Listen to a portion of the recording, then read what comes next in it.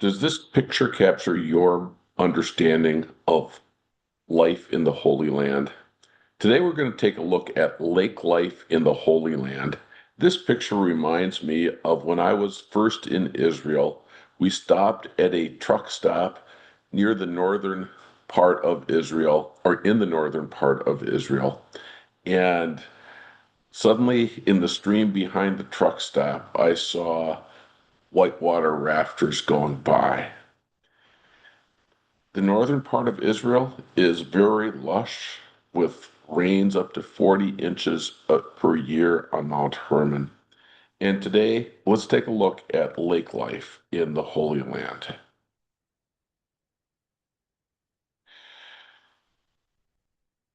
I always want to begin with the longitudinal zones in the Holy Land just to help us remember the general lay of the land. So, coming from the Mediterranean Sea, first is the coastal plain.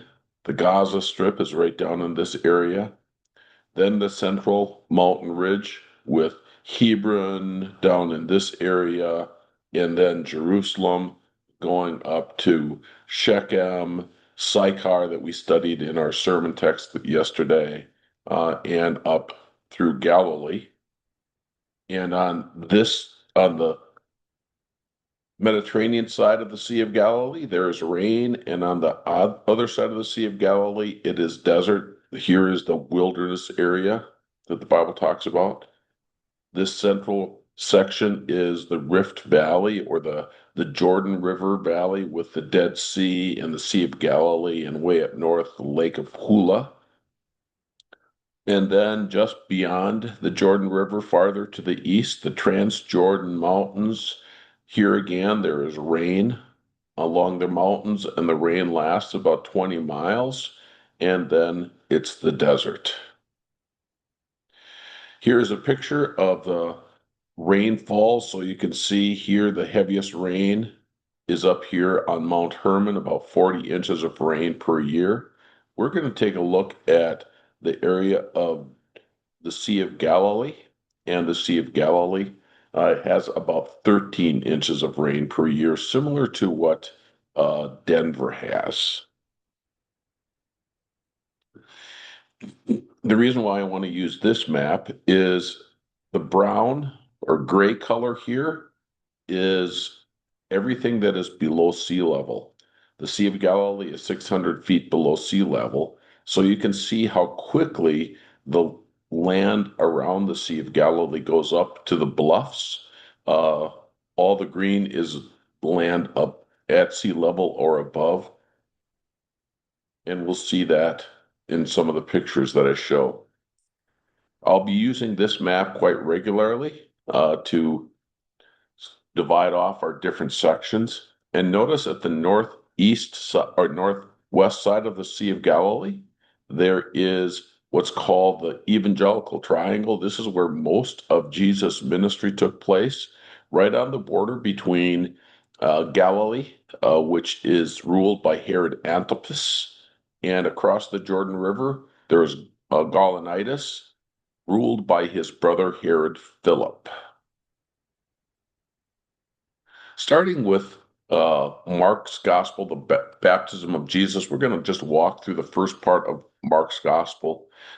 When, if you ever get to go to to Israel, you will probably visit the baptismal site called the Yardenit. Uh, this is a beautiful place. Very often you will see people being baptized here in the Jordan River. Uh, that road is the road that goes just south of the Sea of Galilee. But there's also this baptismal site right on the Jordan River. Almost certainly, this is more likely the area that Jesus was baptized in. You see, Jesus was baptized in the Jordan River, and for most of the length of the Jordan River, that is the border between Jordan and Israel. So back in the day when tourism really started to take off in Israel, the traditional spot of Jesus' baptism right here on the Jordan, just north of the Dead Sea, was a dangerous border territory. And so uh, this place was developed. So it's a beautiful place, but almost certainly not the place of Jesus' baptism. That would be down here. And then Jesus went off into the desert, into the wilderness to be tempted. That would have been this area right in here. Next, we find Jesus in Capernaum.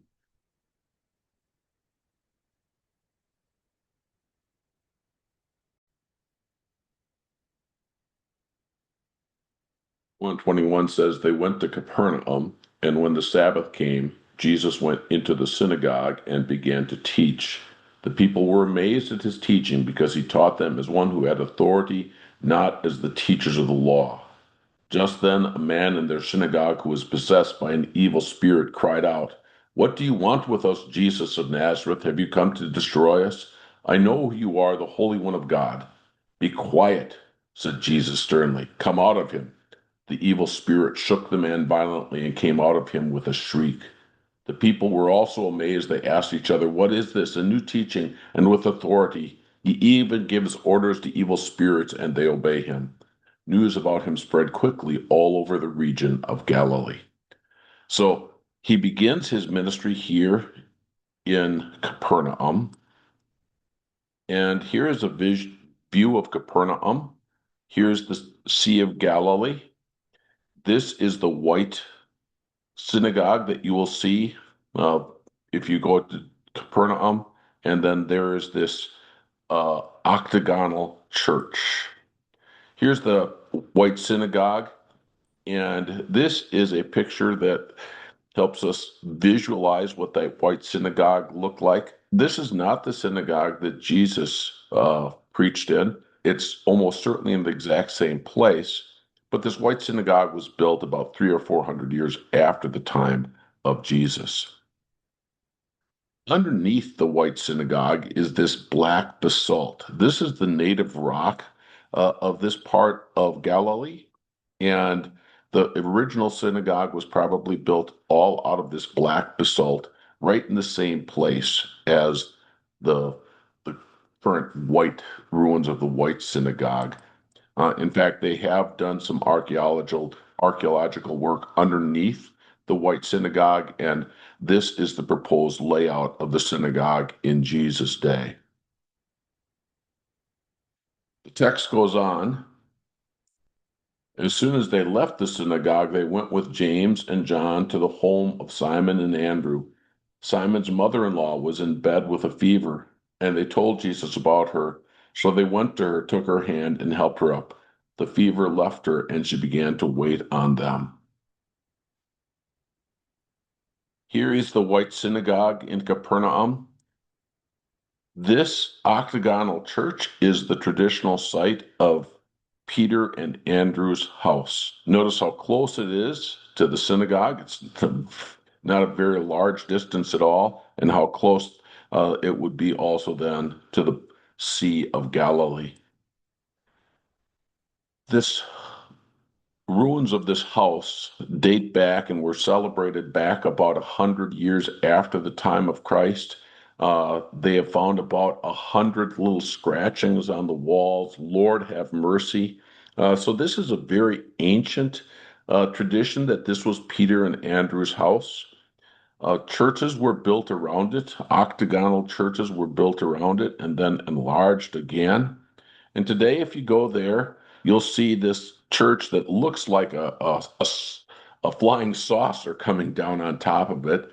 Uh, so that when you walk into this church, you can look down through the center and you can see the ruins of Peter's house. And this is significant, but because this is almost certainly the house where Jesus was in Mark chapter 2, when four friends couldn't get into the house and they opened up the uh, roof and let the man down right in front of Jesus. So we get a little bird's eye view of what it must have been like when the men let down that paralyzed man, and Jesus said, "Son, your sins are forgiven." And when the Pharisees were grumbling and complaining, Jesus said, "Well, which is easier, to say your sins are forgiven or to get up and walk?" And then he said, to this man, "Get up and walk, take your mat home." And he said, "See, the Son of Man has authority on earth to forgive sins." We get a little flavor of what that was like. Then in Mark chapter 2, verse 14, Levi, or Matthew is called. It says, "Once again, Jesus went out beside the lake. A large crowd came to him, and he began to teach them. As he walked along, he saw Levi, son of Alphaeus, sitting at the tax collector's booth. 'Follow me,' Jesus told him. And Levi got up and followed him." The reason why I mention this is, why was Matthew a tax collector there? Notice that the Via Maris, the way of the sea, this major trade route that comes from Syria and all the way over to the Mediterranean, or over to the Mesopotamian area, Iraq today and Iran. This major trade route comes right through Capernaum. So would be a good place for a tax collector to be seated. The text goes on and talks about how Jesus went up into the mountains and prayed and selected 12 disciples, or 12 apostles. And you can see that today, if you want to walk to the Mount of Beatitudes, it is quite a hike. You can't get there from here. But back in Jesus' day, if they would have taken the direct route, it's less than a mile. And this is the traditional spot of the Sermon on the Mount. Matthew tells us that he selected the 12 apostles just before the Sermon on the Mount. This church, again, an eight-sided church, uh, is right. It is called the Church of the Beatitudes. And right over here is a large natural amphitheater. And this is where they propose that Jesus preached the Sermon on the Mount. Next, we find Jesus crossing the lake from Capernaum. So we read Mark chapter 4, verse 35. That evening, when evening came, he says with his disciples, "Let's go over to the other side." Leaving the crowd behind, they took him along just as he was in the boat. There were also other boats with him. A fierce squall came up, and the waves broke over the boat so that it was nearly swamped. Jesus was in the stern, sleeping on a cushion. The disciples woke him and said to him, "Teacher, don't you care if we drown?" He got up, rebuked the wind, and said to the waves, "Quiet, be still." Then the wind died down, and it was completely calm. He said to his disciples, "Why are you so afraid? Do you still have no faith?" They were terrified and asked each other, "Who is this? Even the winds and the waves obey him." So Jesus is crossing over from Capernaum to the Gergesa region. Now, I'm going to start over here. This is called the Plain of Gennesaret. Here's a picture of the Plain of Gennesaret on the northwest side of the Sea of Galilee. Jesus' ministry was primarily up in this area. The reason why I come here is it's on the Plain of Gennesaret that we find the Jesus boat. Now, this the ruins of this boat, or the remains of this boat, were found about 40 years ago. One year, the Sea of Galilee was extremely low, and they found this boat uh, sunk in the mud on the edge of the Sea of Galilee. They were able to save the boat. The wood was the consistency of wet cardboard. It took years for them to lift it out of the water and dry it out. And they call it the Jesus boat, because not because Jesus was in this specific boat, but it gives you an idea what were the boats like that went back and forth across the Sea of Galilee. Yeah, there's some people standing over here to give you a little sense of the size. Probably about 20 feet long, about 8 or 9 feet wide. Here, there's a reconstruction. I really like this picture of a reconstruction of the Jesus boat. because it allows you to see how they would have had to sail across the sea. But what especially intrigues me about this picture is you see this area, that's the Sea of Galilee, and then on the here you can see the lights on the other side of the sea. It's just a great reminder that the Sea of Galilee is not an ocean. It's just a big lake, and you can see across it. So Jesus gets in the boat from Capernaum, crosses the sea to Gergesa. Now, some people have said, well, if it's so dangerous to cross the lake, then why are they on the boat? But these are fishermen. These are people who know the lake, just like people who are boaters today. They know that when it gets stormy, you got to get off the lake. The people of Jesus' day knew that too. It's just that storms sometimes came up very quickly because there is this, bowl that the Sea of Galilee is in. This is all above the sea of or above uh, sea level. This green, and everything here in the gray is below sea level. The Sea of Galilee is 600 feet below sea level. This gives you a little flavor of it. This is a picture of you're sitting on the bluff above Gergesa area, and you're looking across the sea or across the Sea of Galilee. And first of all, you see the lower Galilee, which is like Nazareth is lower Galilee, and then upper Galilee. The next level of hills is about 1,000 feet higher. So that's why it's called lower and upper Galilee. It is distinctly different. And here then is a picture of the Gergesa area where Jesus healed the man from with the demon possessed man, the herd of pigs rush into the sea. This is what it looks like from the Sea of Galilee. You can see there's a little area here uh, that's close to the sea, but then very rapidly the bluffs go up. This is what's called the Golan Heights. And you can understand why the Israelites wanted to, or Israelis today want to control the Golan Heights. It is very high and it looks down on a lot of Galilee. So they wanted to control that key part. So they seized it from Syria about 40 years ago. We go on to the feeding of the 5,000, which occurs just south of Bethsaida. This is the traditional area of the feeding of the 5,000. Again, notice he fed the 5,000, then he went up in the mountains to pray by himself, and he sent the disciples on their way after the feeding of the 5,000. So, this eastern side of the Sea of Galilee is the desolate area. There's not that many people who live over here. So he's teaching over here. 5,000 people come. There's not very many places to villages to go to. Remember, there's not very much land of right along the strip of the Sea of Galilee here before it goes up into the bluff. So this is kind of a desolate area, and there's no place for them to go. So he feeds the 5,000, and then Jesus tells them to cross over to the sea of over to cross over the sea, and that's when the storm comes up, and Jesus walks on water, and they end up landing in Gennesaret, which is again, this is the plain of Gennesaret. After the feeding of the 5,000s, the withdrawals begin. We mentioned this in connection with the Because It Matters Bible study or sermon series that we had earlier this year.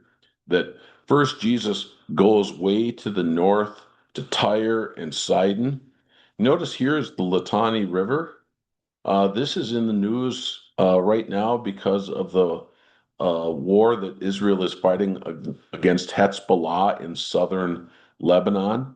So the people of Lebanon were told to evacuate their homes to go north of the Litani River. So all of this area is today Lebanon. What is called Upper Galilee is in Lebanon today. The current border with Israel kind of goes right along up here. It's not very wide up in this area at all. Oops. Next one he goes to is he goes north to Lake. Oops, I think I missed one.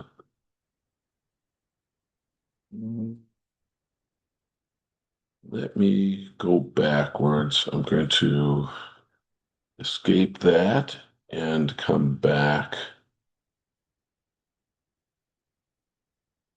here. So after he goes to the northwest to the Tyre and Sidon region, really kind of continues his withdrawals.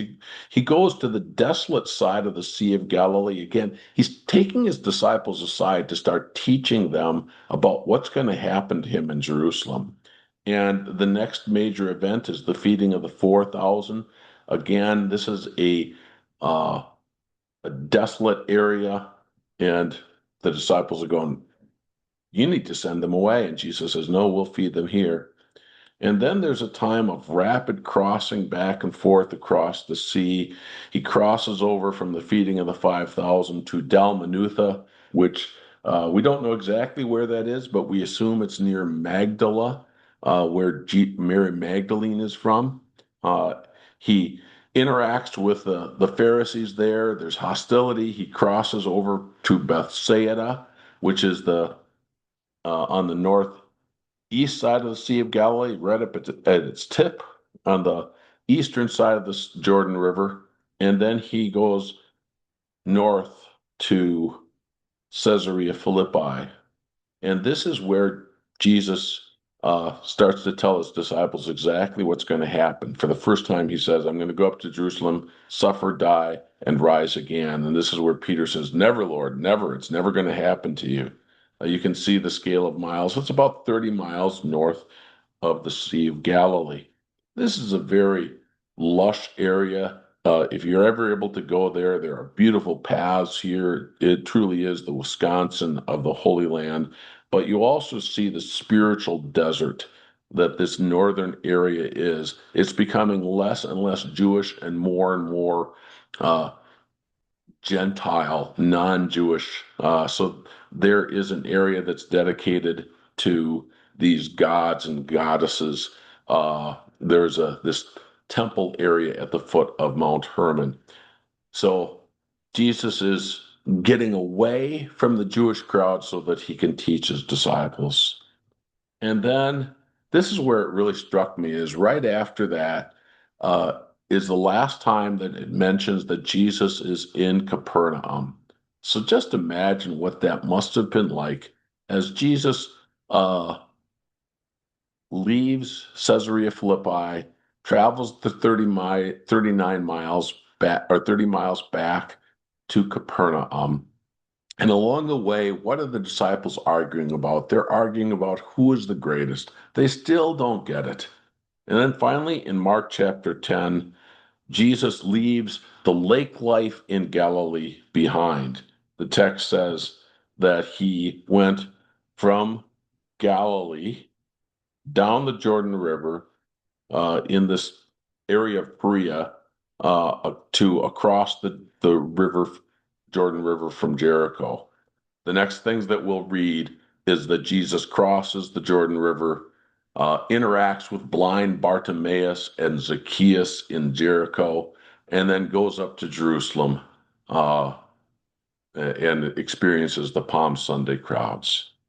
So thank you so much for joining me as we took a look at lake life in the Holy Land. I hope this is helpful for you as you start to visualize Jesus' ministry, how so much of his ministry is around the Sea of Galilee. The better you know those villages around the Sea of Galilee, the more you can visualize Jesus' ministry. God bless.